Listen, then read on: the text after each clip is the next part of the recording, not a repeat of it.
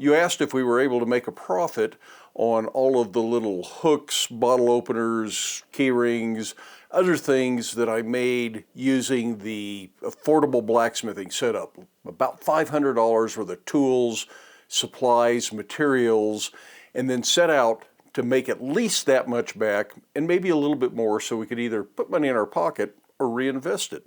Well, the simple answer is yes, we made some money on that deal. So welcome back to Black Bear Forge. I thought I would wrap that series up, at least the beginning part of that series. It'll probably go on forever. But I thought it was time to take a look at some numbers. And these are kind of average numbers. I'm not going to give you down to the penny numbers here because everything is a little bit different. Your cost for materials might have been a little bit different than my cost for materials and your cost for propane and where you sold it. If you went to live shows, your expenses are different than if you sold it online. So there are so many different variables there, but I'll try and talk about how those affect sales, where I sold it, and pretty much what I made for selling this stuff. Have not sold it all. There's still a few things left to sell, but we'll talk about that as well. If you're just joining this series, I'll give you a link up here to the affordable blacksmithing setup, the roughly $500 that introduces this concept. And then later in the video, I'll throw another link up there for what these projects were and what I hope to sell them for. And that should bring you up to speed. There's a whole series and there's a playlist, and I'll put a link to that maybe at the end of the video. Now, my original intent was just to put all this stuff on Etsy and sell it. I thought it would go pretty quick, but it did not sell as fast as I would like. Fairly simple stuff, lots of people on Etsy making similar items, and I wasn't giving cut rate bargains on this stuff. I wanted to make this not only fair to my customer, but fair to me. There's no reason to do this if I'm losing money on the deal. We had 6 different items, 10 of each item, so that's 60 items total. 3 of those items were simple hooks. I sold all 10 of the $10 hooks on Etsy for $10 a piece, so that was $100 for that style of hook. The other 2 styles of hooks were $12 each. I sold 6 of one style at $12 is $72. I sold 5 of another style at $12, so that's $60 for that style of hook. 6 of the bottle openers at $20 for $120 total. 4 of the little spiral key rings, which I really thought would sell better at $10 each, made $40. And only 2 of the leaf key rings at $20 for $40. I really thought the leaf key rings would sell better. I think $20 is a bargain for that. That has more work probably than any of the other items I was selling. But key rings just don't bring that much money. Now, everything that was left over from that process that did not sell on Etsy, I took to Handworks. That was our big tool show in Amana, Iowa. And while that's not really a place to sell hooks and hangers and things like that, there are enough people that have $10 or $20 in their pocket and would like to buy something that I thought it was worth setting this stuff out. And I did modify my prices. But I thought since I wasn't paying fees on each individual item and having things that were priced so people could hand you a $10 bill or a $20 bill. So all of the hooks and the key rings, I brought the price down to an even $10. Somebody had a $10 bill, they could buy a hook, they could buy a key ring. And the bottle openers, both these and some other styles of bottle openers, all the oddball bottle openers I had, in fact, all the other oddball hooks that I had, I priced this way and managed to sell a lot of this stuff there. In fact, I sold out of all the little one-of-a-kind hooks that I've done as prototypes, hook of the week, all that kind of stuff. I managed to sell all that stuff here. But just the stuff that we did for this plan, I sold the 9 remaining hooks at $10 a piece. So that's another $90 in hooks. I sold 2 more of the bottle openers that we made for this process at $20 each for $40. I sold 2 more spiral key rings at $20 and 4 more leaf key rings at $40. So I've got some of the key rings left. I've got a couple of bottle openers left. The remaining value on Etsy, which is back to the original price on Etsy, is about $150. So that's all the income. Now I'm going to go back and just look at the Etsy stuff, which was $432. The Etsy fees were about $6, so that's $426. And then I had to pay for envelopes. Now the customers paid for shipping, so shipping is a wash. They pay for shipping, then I paid to ship it. So that balances out. If you're paying If you're offering free shipping, you got to factor that in. But you'll have to pay for shipping materials. In this case, it's padded envelopes, and I spent about $25 on padded envelopes. Of course, that's another thing that depends on where you're going to buy your envelopes. You're going to the local office store, you mail order them off of Amazon. I buy them in case lots of about 250 at a time, so mine really cost a lot less than if you're going to buy just a pack of 10 or something at the local office store. So there is an economy of scale there depending on how much you're doing, but about $25 is a good estimate on what you might spend on envelopes for shipping that stuff. So that's around $400 for the stuff that we sold on Etsy. That's not a lot. That doesn't yet cover the price of the stuff, but we sold stuff at the show, and if you're doing craft shows, art shows, local festivals, county fairs, whatever you might have done to sell, and in this case that was about $190 of additional sales. So that gives us about $590 that we've actually made on this deal. That's a $90 profit on everything that's sold. Plus I have $150 of stuff yet to be sold. Actually, that was at the time that I made these notes. Over the last few days, I've sold 2 more of the leaf key rings and another bottle opener. So that stuff is selling on Etsy just the way I originally intended. So that totals about $740 in sales after paying the expenses of selling and shipping the items on Etsy. You'll have other business expenses if you're really looking at this seriously. Your internet access, wear and tear on your vehicle, whatever that mileage is. All of that stuff adds up, and if you're taking it serious as a business, you need to keep track of this. But if you're just trying to cover your expenses and you're using stuff that you already have anyways, maybe you don't need to worry about that. I'm going to keep this as simple as I can at this point. So $740, we spent $500 roughly on the initial setup. That's $240 net income that you can either put in your pocket or reinvest.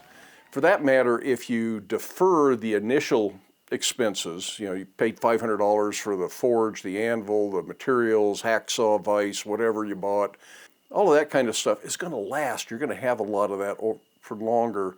So you have the option of putting that initial $500 back and just having the $240, or you can defer that a little bit and spread that out over time, and maybe you take $600 now and reinvest that into your blacksmithing if you want to build your shop and improve your tools. Now this is essentially the way I've been running my shop for almost 40 years now, not quite, but it's always been a matter of buy what you can, take some of the profits, put a little bit in your own pocket, use it to pay the bills, but then you got a little bit of money to make improvements, and over time that starts to add up. My main shop didn't happen in a day. It's 40 years of incremental income and in reinvesting that income back into the shop to buy the tools and the equipment that I have today. So it's just up to you how you want to approach that and how you want to spend that money. But if you're looking to grow, I would cover your initial expenses and then maybe split what's left between money in your pocket to go out to lunch, out to dinner, something like that, and maybe you buy the next tool, or you at least buy the materials and refill your propane tank so you can do this entire process over.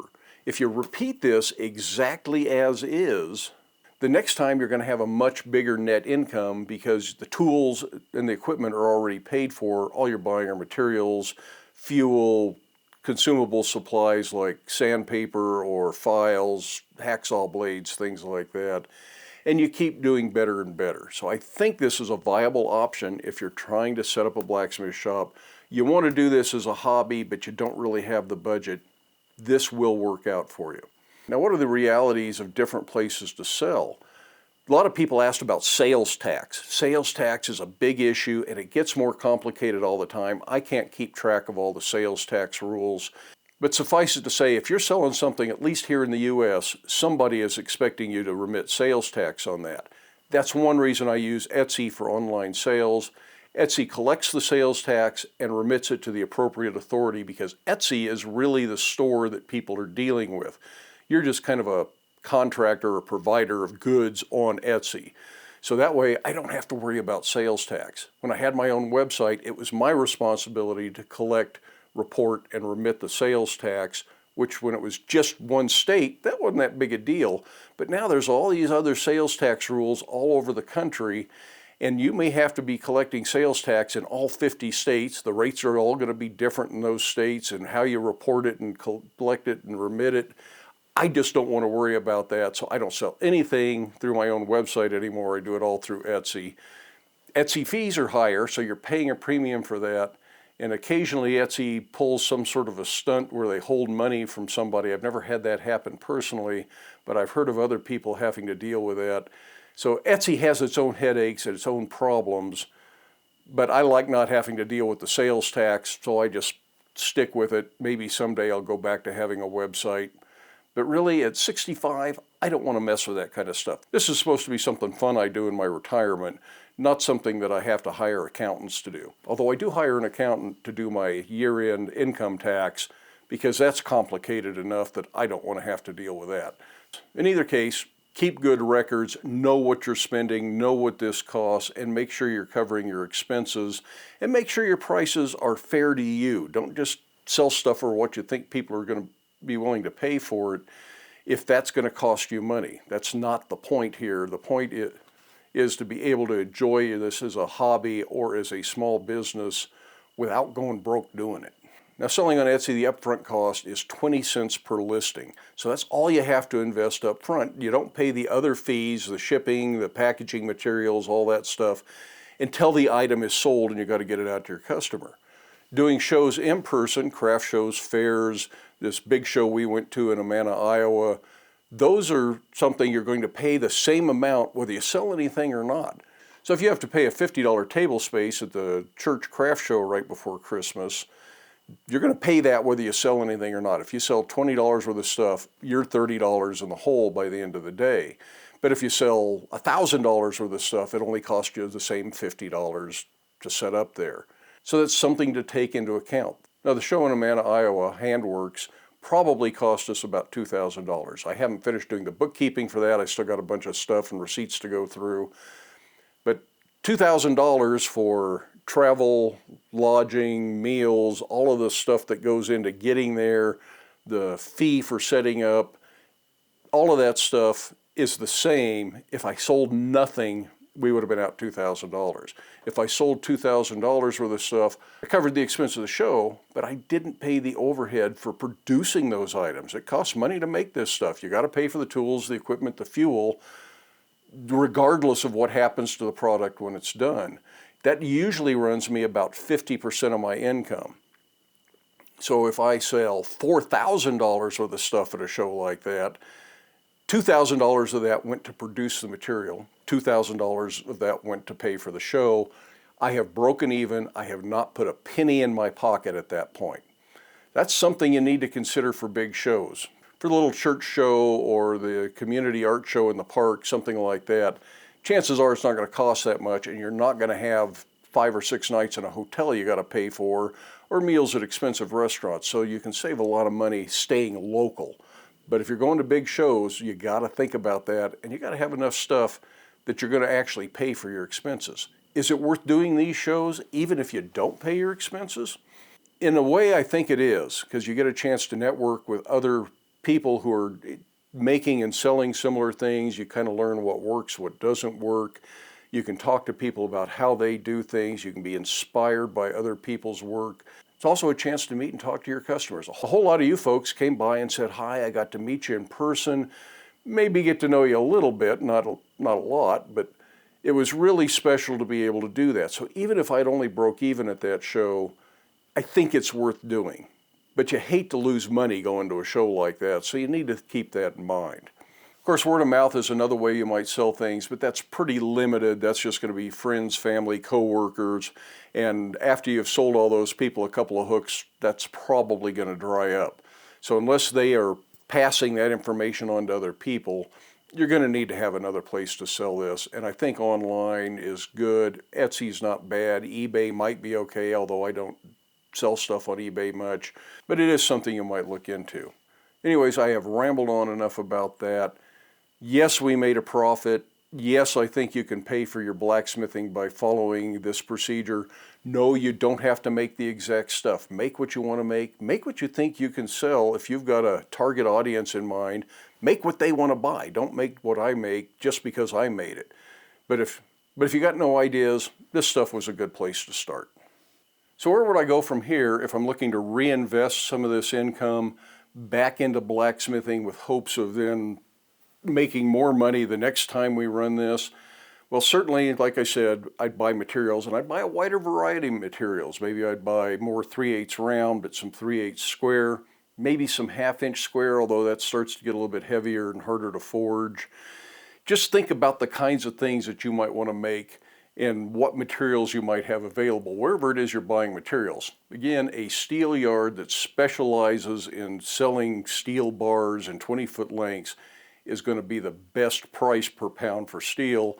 They often sell remnants that's even cheaper. You can just buy random cut lengths that they happen to have laying around. Buying it from the home center, the hardware store, or having mild steel shipped to you is going to be way more expensive, 4, 5, 6 times more expensive in a lot of cases. So take the time to find a steel supplier. If you don't know where one is in your area and you can't find one doing a Google search, find a local welding shop and ask them where they buy the stuff. It's the same stuff you're looking for. And whatever that source is going to probably have a wide variety. You should be able to get anything you need. Now, if you're buying different sizes of materials, the one pair of tongs we started with for this process may not fit everything. So you may need to buy more tongs or go to Ken's Custom Iron and buy some of their tong kits. This might be a good time to start learning to make tongs. If you're really ready to jump in with both feet, you might try making tongs from scratch. But I still think buying your first couple of pairs is a good way to go, and then going to the pre-cut blanks that Ken's Custom Iron sells, then moving on to making your own tongs once you know what good tongs actually look like, feel like, and how they work in use. Buying some more tool steel to make more punches and chisels is almost a guarantee at this point. And probably in larger sizes. The 1/2 inch we started with was just because it was readily available. The same place I was buying the tongs and the hammer, that was Blacksmith Supply. They're a good source for stuff, but they probably don't have 3/4 inch steel. So buying some 3/4 inch steel that you're comfortable working with. If you liked working with the S7 that we made these out of, you might as well use S7 for this other stuff. It is hard to forge, and the bigger sizes are a lot harder to forge. But you might also be able to find some salvaged coil spring, or if you live in oil country, sucker rod makes pretty good tools. You'll just have to do a little research on the hardening and tempering process. I probably have videos on all those different steels, if that's what you're looking for. Then there's one other tool that, if your budget will afford it, is probably the first power tool that I would recommend you add to your shop. Lots of people recommended it in the other videos, and that's an angle grinder. If you have power in your shop, a corded angle grinder is going to be a lot more affordable. And if you don't mind cheap power tools, I think Harbor Freight's got a version that's like 20 bucks or something like that. Don't know how good it is. I'm not sure I'm going to go out and buy one. But that might get you through. Even if it only gets you through for a year or so, then you're going to be making more money and you can reinvest in a better tool the next time. Or you can reinvest in another one if you liked it. But in this shop, I don't have power on over here. I don't want to run extension cords just to run an angle grinder, nor do I want to run back and forth to the main shop. So over here, I will use primarily cordless tools. Cordless tools are a lot more expensive, and the batteries can get to be really expensive. So this may not be in your budget to start with, but for me, this is what's going to work best in my situation. And I'll talk more about angle grinders in an upcoming video, just about angle grinders and cordless tools, so you can see what it is I really plan to use in this shop. I think there's something on the way. I will also try and come up with some more simple projects, maybe a little bit more advanced, maybe some fireplace pokers or other things that might sell now that we're getting closer to the colder winter months around here. And we'll look at that kind of stuff, make some more tools. There are lots of things we can look at to progress from where we started to a more advanced shop. I certainly wouldn't run out and buy another anvil or another forge. That anvil and forge is going to work for you for quite some time to come. If you're interested in the playlist on this whole series, I'll put a link to it right down here. In the meantime, I hope you have time in your day to get out to your shop, make something, stay safe, wear your safety glasses. We'll see you for the next video.